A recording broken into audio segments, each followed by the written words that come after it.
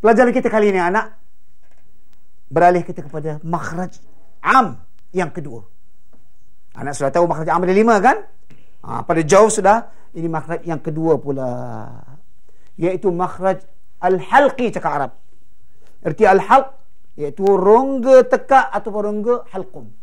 Mana tempat rongga halqum ni anak? Ini dia, di bawah tekak yang mengiringi dada. Inilah ini halqum. Ini kata-kata halqum dalam bahasa Arab ni. Ya, rongga tekak ni lah.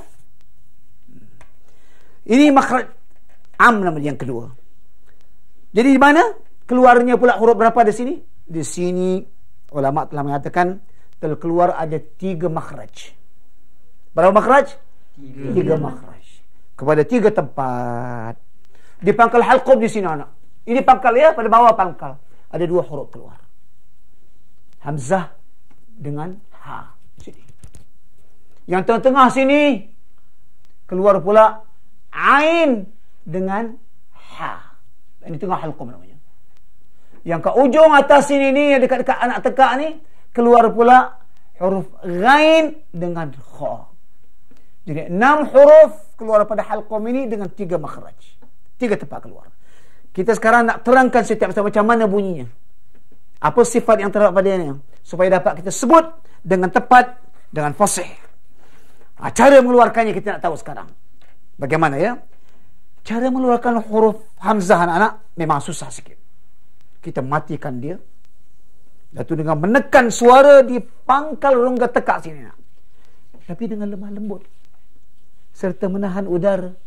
Jangan kata, oh! Mau itu kuat benar. Oh! Macam itu dalam baca Quran, kalau kata baca Allah wa ta' tak boleh. Dia ada lembut. Wa ta'kuluna wa. Ya wa. Wa. Lembut jangan wa. Wa keluarkan tak boleh. Dengan lemah lembut. Di pangkal halqum di bawah sini. Kalau di hamzah ni terdapat pada pangkal kalimah anak, macam Allah, jangan ditebalkan dia. Jangan kata Allah. Allahumma. Dia sendiri tipis. Allahumma. Allahu. Lamnya tebal, tapi hamzahnya tipis. Dikira kalau mati cik kata tadi, taklah. Sebelum balik di atas ke, bunyikan dengan perlahan lembut. Ta'kuluna yu'minuna. Apa saja yang ada, hendaklah ditahan udara dan putus dia punya suara. Baik, sekarang kita tengok kepada grafik kita. Tengok bagaimana anak-anak cara hamzah ini dapat dikeluarkan. Mari sama-sama cuba lihat dan tengok grafik. Nampak tak anak? Bagaimana menekan, tengok. Tekankan tengok suara anak. Di mana? Tengok ke pangkal rongga tekak dengan lemah lembut serta menahan udara. Cuba ikut sama anak. Cuba kita kata cuba semua. Lagi sekali. Ta'kulun yu'minun. Lembut ya. Bagaimana anak tengok kepada grafik tadi? Nampak bagaimana dia tekan suara di pangkal rongga tekak. Itulah cara membunyikan huruf hamzah. Kita belum lagi fasih anak-anak. Mesti kita nak tahu sifat dia juga. Kalau tak tahu sifat dia, maka belum lagi betul maka huruf hamzah disebutkan. Tak apa, nanti kita terangkan dengan sifat dia. Huruf yang kedua pula anak-anak. Huruf ha. Atas sedikit. Kalau hamzah di bawah, ha di atas sedikit. Macam mana pula kita nak keluarkan huruf ha ni? Begitu juga dengan menekan suara di atas sedikit daripada makhraj hamzah. Hamzah bawah. Jadi dia atas sikit. Kali ini dengan melepaskan udara dan suara. Sentiasa berbunyi tipis. Cuba kita lihat grafik kita lagi anak ya. Tengok. Tadi hamzah di bawah, kali kita tekan. Tengok apa yang tekan, tengok suara. Cuba kata semua.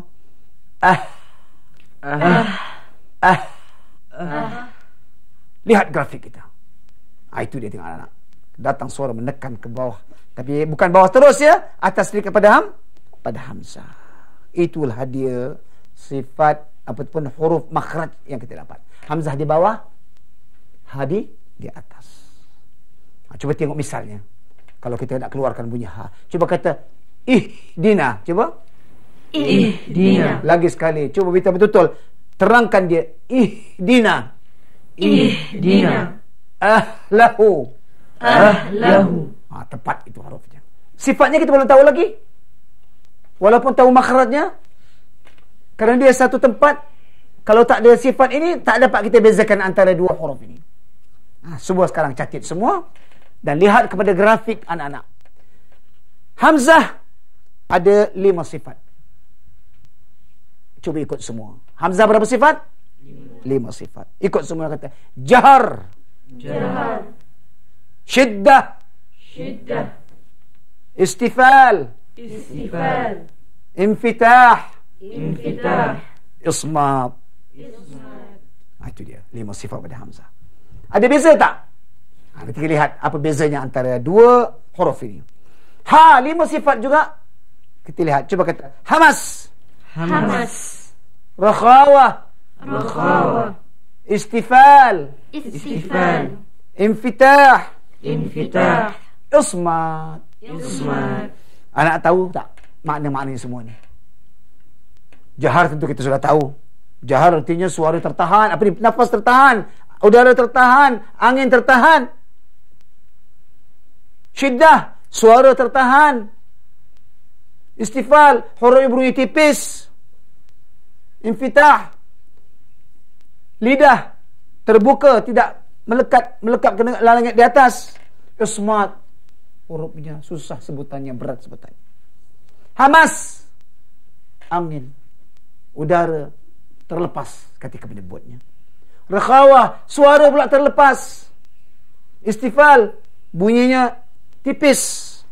Infitah. Lidah tidak terangkat ke atas. Langit-langit dia terbuka. Ismat. Sebutannya berat. Payah. Jadi dua sifat ni ada perbezaan antara. Walaupun satu makhraj. Tetapi ada perbezaannya. Apa bezanya anak? Cuba kita tengok. Hamzah bersifat dengan jahar dan syiddah. Apa artinya? Artinya Hamzah, angin mesti ditahan. Suara mesti ditahan.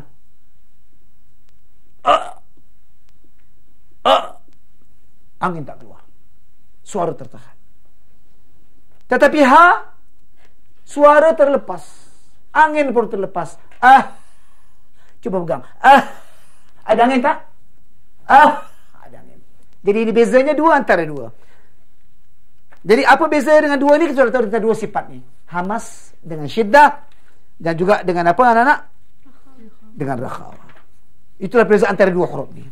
Kalau tidak kerana hamas anak-anak dan rakhawah, yang terlepas udara dan suara, maka ha menjadi hamzah. Tengok. Kalau tidak kerana dua huruf ni tadi. Huruf sifat yang hamas tadi dengan rakhawah, ha jadi hamzah. Kalau tidak kerana sebaliknya, iaitu jahar dan juga ataupun dia kata syiddah, ni hamzah pula jadi apa? Jadi ha pula. Itu dia anak. Kita sudah tahu bagaimana makhrajnya.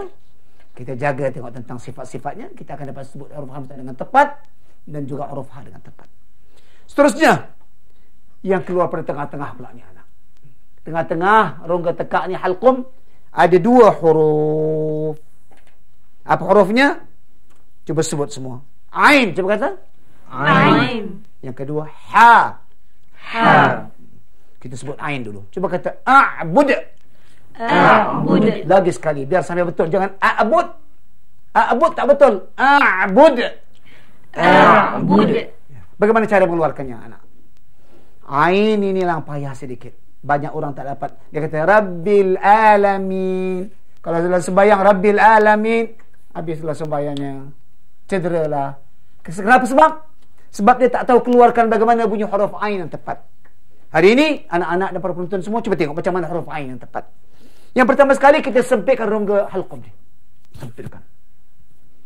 Yang kedua, pangkal lidah ni turunkan ke bawah. Pangkal lidah turun ke bawah ke rongga tekak tengah-tengah sini. Cuba semua, cuba kata cuba. Terasa tak pangkal lidah turun bawah? Lagi cuba. Ya. Coba kita minta kepada Zahara. Coba sebut ain lagi sekali, matikan. Lagi sekali. Cuba Mastura. Lagi. Pangkal lidah tekan ke bawah. Cuba. Ya, coba Sarah. Coba kita minta Z. Ya, coba. Coba. Turunkan anak. Pangkal lidah tekan ke bawah. Aku bersumpirkan ni apa? Rongga tekak ni. Turun ke bawah mana? Jangan sampai ke bawah terus. Tengah-tengah. Coba pergi misal. Coba. Budak. Coba. Budak. Itu dia. Sekarang kita perhatikan grafik kita. Kita lihat, tengok. Ini dia anak. Pangkal lidah. Pangkal lidah turun bawah. Nampak anak? Terus dia pergi ke halkum dekat tengah-tengah. Itu dia. Dengar bunyinya. Cuba lagi. Lagi sekali. Itu dia. Bunyi makhraj huruf Ain. Anak semua dapat melafazkan semua. Kemudian dalam makhraj yang tengah ni juga keluar huruf Ha. Huruf Ha pula anak-anak. Ha pun susah juga. Apa kita nak buat? Begitu juga dengan menekan suara di tengah halqum, di atas sedikit daripada makhraj huruf Ain. Kalau Ain di bawah tadi, Ha atas sikit. Cuba kata Cuba semua. Dia tak teruk macam Ain. Ain bukan tekan Ha tidak. Sedikit atas sikit. Macam suara orang makan cili. Pedas tak? Cuba kata Cuba. Kalau kita nak baca Fatihah, Alhamdu. Jangan Alhamdu. Tak betul. Alhamdu. Itu suara makhraj huruf Ha. Siapa yang paling fasih sebut huruf Ha? Itik Serati. Dia berjalan berdua, dia kata apa? Saya bukan main fasih ni rupanya dia. Dia bunyi. Itu betul. Suara pedas. Itu beza. Huruf Ha dengan huruf apa? Dengan huruf Ain. Jadi macam mana nak sebut huruf Ha ni pula? Mari sama-sama kita lihat grafik pula. Tengok bagaimana dia tekan suara ke bawah, ke tengah halqum. Jangan terlalu bawah, ke tengah halqum. Cuba sebut lagi sekali. Lagi sekali. Apa misalnya anak? Kita dapat Al-Quran. Dia kata rihlatash shita. Coba. Rihlatash shita. Lagi sekali, betul-betul bunyi Ha ni. Rihlatash shita. Rihlatash shita. Itulah. Kita dapat nampak grafik kita bagaimana bunyi Ha yang makhrajnya ya. Dikeluarkan. Anak tahu pula sifatnya. Kalau tidak, kerana satu makhraj satu tempat. Apa beza antara dua huruf ini? Perhatikan sifat kedua huruf ini anak. Ha, Ain ada 5 sifat. Cuba ikut semua. Jahar, cuba. Jahar. Tawassut. Tawassut. Istifal. Istifal. Infitah. Infitah. Ismat. Ismat. Kita tahu jahar tertahan angin udara ketika sebut huruf Ain. Mana dia ke angin keluar? Apa itu tawassut? Kita sudah tahu pertengahan antara suara terlepas dengan suara tertahan. Antara rakhawah dengan syiddah. Ya tak? Tidak terlalu kuat. Suara terlepas. Tidak tertahan pula. Istifal bunyi yang sentiasa tipis. Infitah sentiasa mulut tidak terangkat, lidah ke langit di atas. Ismat huruf yang paling berat. Berat. Sebutannya tak pantas, tak cepat. Baik, bagaimana dengan Ha pula? Berapa sifatnya? 5 juga. Cuba kata hamas. Hamas. Rakhawah. Rakhawah. Istifal. Istifal. Infitah. Infitah. Ismat. Ismat. Hamas keluar angin. Cuba kata ada angin keluar. Rakhawah, kalau kita nafas kita panjang boleh sampai 1 jam pun boleh. Sebab suara terlepas, angin berlepas. Istifal, huruf istinasa bunyi tipis. Infitah, lidah tidak terangkat ke atas. Ismat, walaupun kita kata dia senang, tapi banyak tidak dapat disebut dengan betul. Selalu alhamdu. Tak boleh. Alhamdu. Rihlata. Keluarkan Ha betul. Jadi apa beza antara dua ni anak? kita dapat beza antara dua sifat, iaitu tentang jahar dengan tawassut. Itu ain bersifat dengan jahar dengan tawassut. Sedangkan huruf ha iaitu bersifat dengan hamas dan rakhawah. Kalau jika tidak kerana hamas, terlepas udara dan suara, maka huruf ha jadi ain. Itu kita nak jaga dua sifat. Kalau tidak kerana hamas, ya, ataupun kerana rakhawah, huruf ain ni pula nanti jadi ha pula. Jadi kita nak jaga betul-betul anak. Sifat-sifat ni makhrajnya sudah tahu tadi kita. Seterusnya anak, kita nak jaga juga. Kalau tidak kerana jahar ataupun tawassut, ain pula jadi ha. Terbalik dia semua. Jadi ini kita nak pentingkan. Kena perlukan betul-betul sifat ada anginnya, tak ada angin, terlepas angin, tertahan angin, suara terlepas. Kalau jaga ni, dia tidak ada perbezaan nanti dengan dua-dua huruf ini. Ha dengan ain. Anak telah dapat menyebut dengan baik. Lagi sekali cuba kata a'bud. Cuba. A'bud. Terlepas udara. Jadikan ha jadi ha. Kalau jadi ha. Cuba kata rihlatash syita. Rihlatash syita. Apa kita nak buat? Baru kita lepaskan udah. Nanti ditekan jadi ain pula. Alhamdulillah, anak-anak sudah tahu huruf yang keluar daripada tengah hal. Apa hurufnya? Ain dengan ha. Ya, anak-anak, kita sudah dapat 4 ya. InsyaAllah kita sambung lagi pelajaran kita tentang huruf yang ketiga. Yang ketiga yang keluar pada halqum, ada 2 huruf lagi. Cikgu akan buat beberapa soalan insyaAllah sampai kita faham huruf yang keluar pada kita punya halqum. Apa arti halqum? Berong kata? Berapa huruf kita sudah tahu sekarang? 4. Kita sambung lagi hingga kita bertemu anak. Cikgu ucapkan selamat ujian jaya. Wassalamualaikum warahmatullahi wabarakatuh. Alhamdulillah. Semoga Allah Ta'ala menerangkan hati kita dan melancarkan lidah kita. Anak sekalian, kita telah faham pada pelajaran lalu bahagian kedua, iaitu makhraj am, iaitu huruf-huruf yang keluar daripada rongga halqum, yang terdapat pada 3 makhraj. 3 makhraj khas, mengeluarkan 6 huruf. Kita telah belajar hanya baru 4 huruf pada 2 makhraj anak-anak, iaitu di pangkal rongga keluar 2 huruf, hamzah dan ha. Di tengah rongga halqum keluar hurufnya ain dengan ha. Yang di hujung rongga belum lagi. Cikgu akan terangkan insyaAllah dalam pelajaran kita kali ini. Walau bagaimanapun, cikgu telah sediakan beberapa soal untuk melihat bagaimana fahaman anak. Yang pertama sekali, cuba anak-anak terangkan ya, tentang sifat-sifat zati pada huruf berkenaan dan juga makhraj-makhraj yang berkenaan. Cuba Muhammad Izzat terangkan bagaimana dapat kita mengeluarkan dengan tepat makhraj huruf ain. Cara melafazkan huruf ain ialah dengan menyempitkan rongga halqum dan menarik pangkal lidah ke bawah di sebelah tengah halqum. Begitu pula katanya anak. Sempitkan katanya rongga halqum ni. Kemudian ditekan, menarik pangkal lidah ke bawah di sebelah bawah tengah-tengah halqum. Baru katanya huruf ain ni tepat. Itu bagi misalnya cuba. La a'budu ma ta'budun. Lagi sekali biar tenang ainnya. La a'budu ma ta'budun. Itu dia anak. Terasa pangkal lidah terturun ni. Tekan. La Kalau kita kata la tak betul lah. La a'budu ma ta'budun. Kalau anak baca huruf ain, itulah caranya anak. Ya, tekan pangkal lidah ke bawah tengah-tengah, baru huruf ain keluar. Tepat. Alhamdulillah. Kita bertanya pula kepada Taha pula.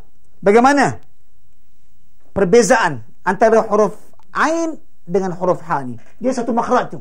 Macam mana kita nak bezakan antara dua ni? Bagaimana? Makhraj ha terkehadapan sedikit daripada makhraj ain, cikgu. Ha kehadapan sikit artinya. Jadi artinya ain bawah. Ain bawah, ha naik atas sikit. Itu bezanya katanya. Dan dalam sifat beza macam mana? Dan bezanya ha terlepas udara dan ain tertahan udara.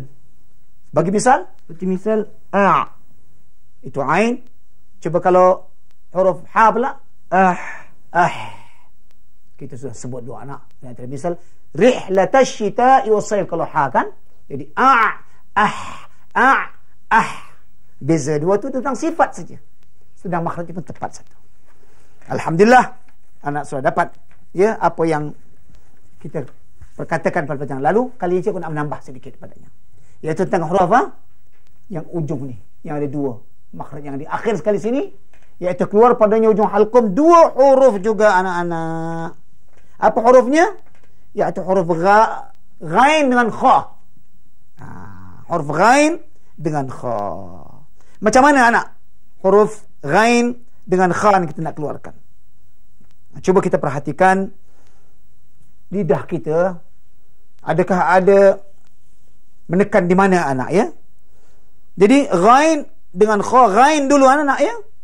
Ghain di bawah, kha di atasnya. Caranya dengan menekan suara di hujung runggu halqum yang berhampir dengan anak tekak.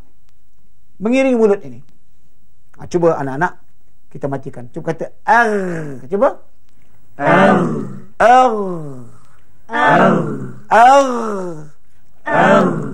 Itu dia anak-anak ya. Apa dia? Huruf tadi apa? Ghain. Bunyi tebal. Nanti kenapa tebal? Sifat kita pegang nanti tengok apa. Cuba tengok ambil misalnya cuba. Al-maghdubi. Al-maghdubi. Tebal huruf ghain sikit. Al-maghdubi. Al-maghdubi. Baik, kita sekarang tengok perhatikan kepada grafik anak-anak. Lihat bagaimana kita tekan huruf ini, suara tekan kepada hujung halqum yang dekat-dekat anak tekak ni. Tengok macam mana bunyinya. Macam mana bunyinya anak? Itu dia anak-anak.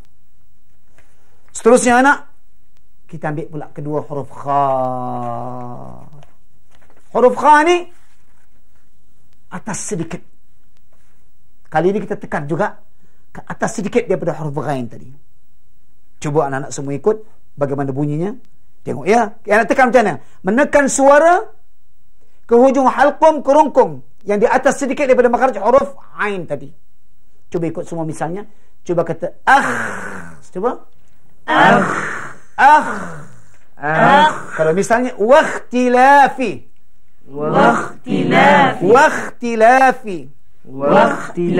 Apa kita nak buat? Tekan suara ke hujung halqum, kerongkong di atas sedikit daripada makhraj huruf lain. Tengok kita punya grafik itu. Nampak anak-anak macam mana suara ditekan. Tengok. Itu dia. Ke hujung halqum, atas sikit daripada huruf ghain. Untuk membezakan antara duanya anak, huruf ghain ada 5 sifat. Isti'la, ikut semua. Isti'la, cuba. Isti'la. Jahar. Rakhawah. Infitah. Ismat. Huruf kha pula begitu juga. Cuba isti'la. Hamas. Rakhawah. Infitah. Ismat. Beza antara dua yang anak, hamas dengan jahar saja. Ain sifat jahar satu, kha sifat hamas. Kalau tidak kerana hamas, ghain jadi apa? Jadi hamas ya. Jadi keluar angin ni. Kalau tidak kerana angin ini, ghain sudah jadi apa? Jadi kha. Kalau tidak kerana jahar, kha pula jadi ghain. Jadi kita nak jaga sifat-sifat. Itulah perbezaan antara dua ni. Kita nak jaga anak-anak. Cuba ikut semua supaya misal yang tepat. Cuba kata ikhtilaf. Cuba. Ikhtilaf. Al-maghdubi. Alhamdulillah. Kita sudah dapat 6 huruf yang keluar daripada halqum, iaitu 2 di pangkal hamzah dengan ha. Di tengah-tengah apa hurufnya? Ain dengan ha. Di ujung sekali sini dekat anak tekak, iaitu apa dia? Ghain dengan kha. Anak-anak insya-Allah dapat menyebut dengan baik bila kita membaca Al-Quran, insya-Allah segala huruf ini dapat disebut dengan tepat.